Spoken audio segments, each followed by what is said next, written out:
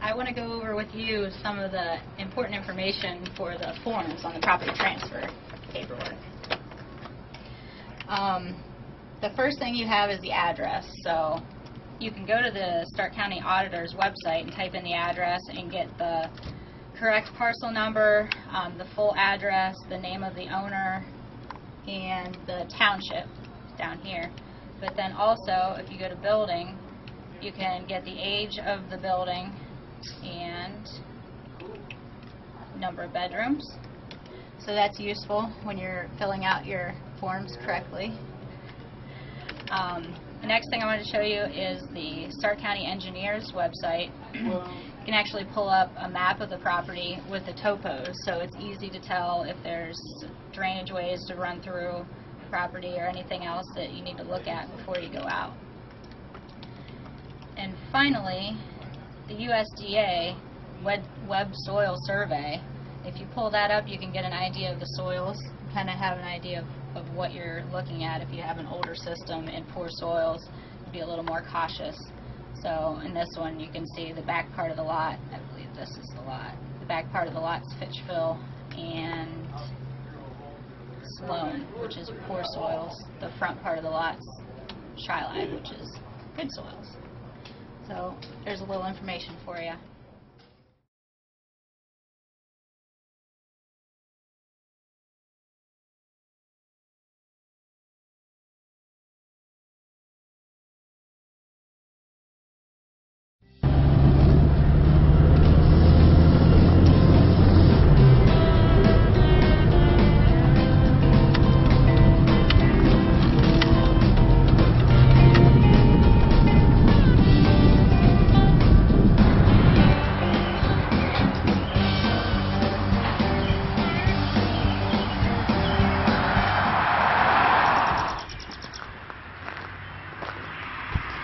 It's a good idea to take a walk around the property, just notating locations of various items.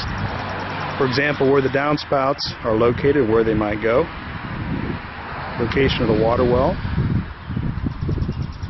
location of other structures on the property. Another noteworthy thing is the location of the sewer stack on top of the house. This usually, when the tank is unknown, it gives us an idea of where the tank is located and which side of the house the sewer line goes out. So always take note of the sewer stack. Here's the outfall point of the downspout. That'd be good to know just to see where the water's coming in from off the roofs and if it's going across the septic system. Back here we've located the septic system. You can vaguely see in the distance here some riser lids to the septic tank and another one that's been exposed. Lastly, we've noted over here there is a strange feature back here where it's unknown, so hopefully the inspection will reveal better what we've got here. There is a slight sewage odor along with this, so we'll see if we can't determine what this is as well.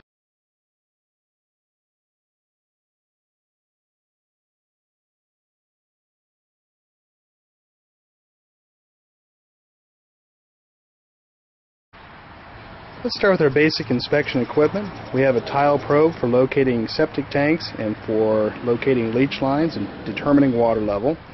We have a soil auger, which is more optional, and that can help you to determine soil type. That's the chrome colored item. Next we have the mirror for tank inspection so that you can see if tees or baffles are missing. Very handy piece of equipment. Shovel, of course, for again, digging up septic tank lids and boxes. Probably one of the most important parts of the inspection is the tracing die that we use. The tracing die helps to determine the path of flow from the house to the tank and then to the lines. Flashlight necessary for seeing plumbing inside the house and other tank items and other dark locations. And a 5-gallon bucket to determine the flow rate at which we're putting water into the system. And now that we're down in the basement, the first thing we've located is the main sewer line coming down through the ceiling. And we see that there's some old pipe and new pipe here, and that it is going through the floor. So we do have a low rough coming out of the building here. As we make our way through the basement, we also notice there's a utility sink, and this utility sink also utilizes a low rough that goes in the floor, and it appears that then travels toward this floor drain. And we notice on the furnace here we have a condensate line that drains into the floor drain. But we also notice a pipe that goes around the furnace, which we've noticed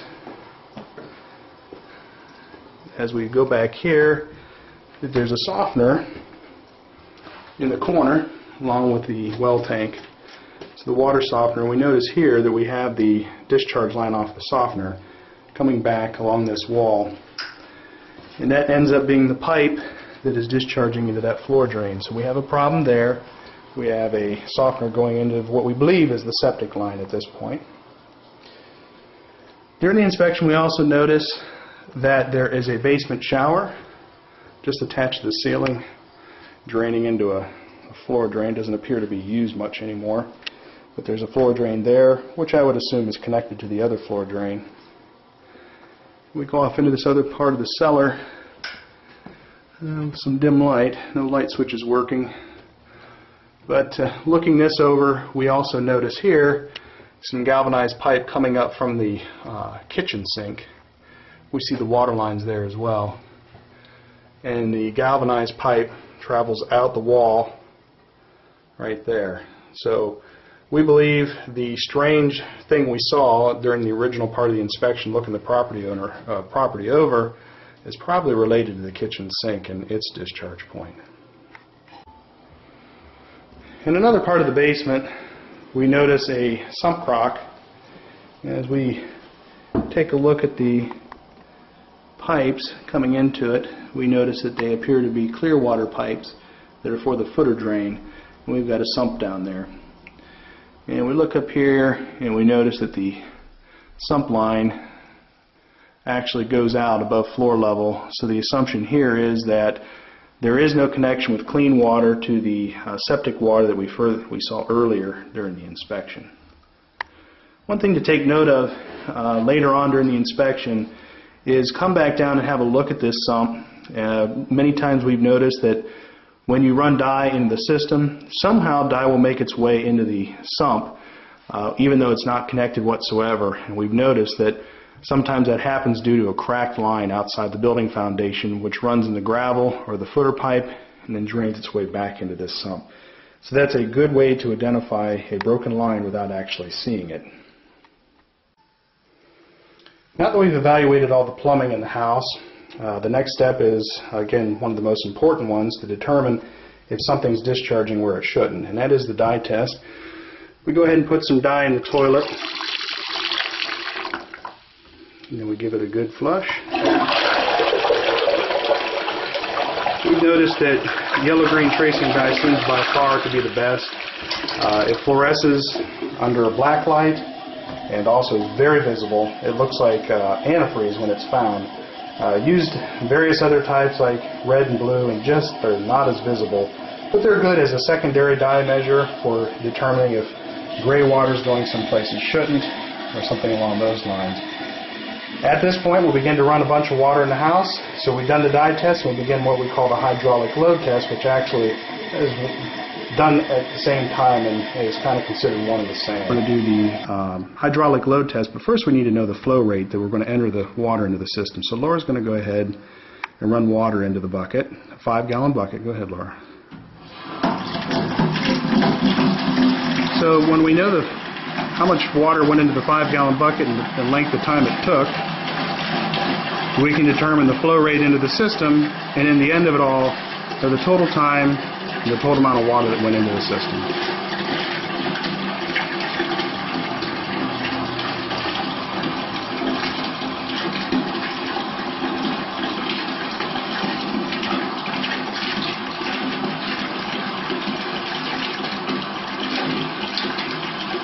One of the things that we should note here is typically the hydraulic load test will be run in a bathtub because that's where you get your most flow the fastest. But in this case, we only had showers in this house, so we chose the utility tub instead.